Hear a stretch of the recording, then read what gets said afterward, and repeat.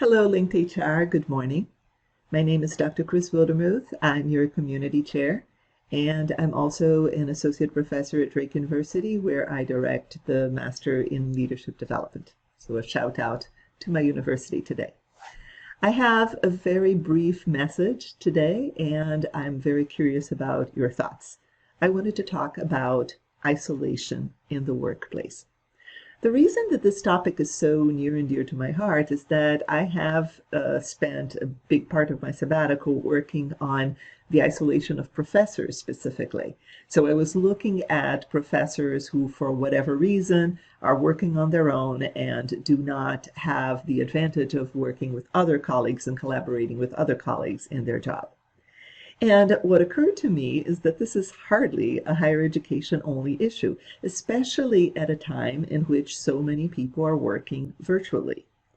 So my main question to you today is, how do you as HR professionals deal with, handle, improve, try to solve problems with isolation?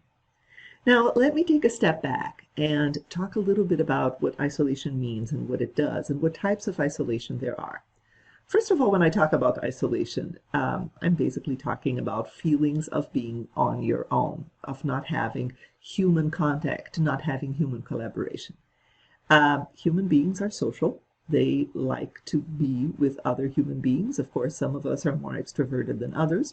Some of us need more human contact than others, but all of us are social animals, almost by definition. In the workplace, isolation can take some unique forms. For example, I'm going to talk about collaborative isolation, which is the absence of people with whom you can collaborate.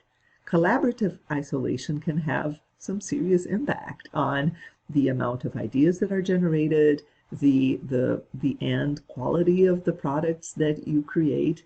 Collaborative isolation can also give people a permanent sense of, oh my God, I'm on my own in this. Am I doing the right thing? So that's collaborative isolation. Physical isolation is another component of isolation that we identified, me and my colleague, Professor Martinella Dryberg, identified in our study. Physical isolation is just that, is being physically separated from others with whom you could work. Physical isolation, as you can imagine, can lead to collaborative isolation, out of sight, out of mind, out of sight. What is it?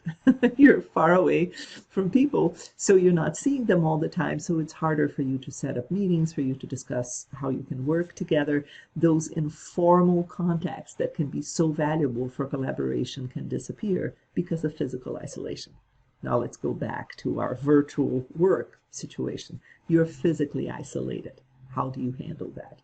And finally, I wanted to briefly address identity isolation. And when I talk about identity isolation, I'm not specifically talking about just one type of identity. For example, your gender or your ethnicity, your race, your religion, your political views, what have you.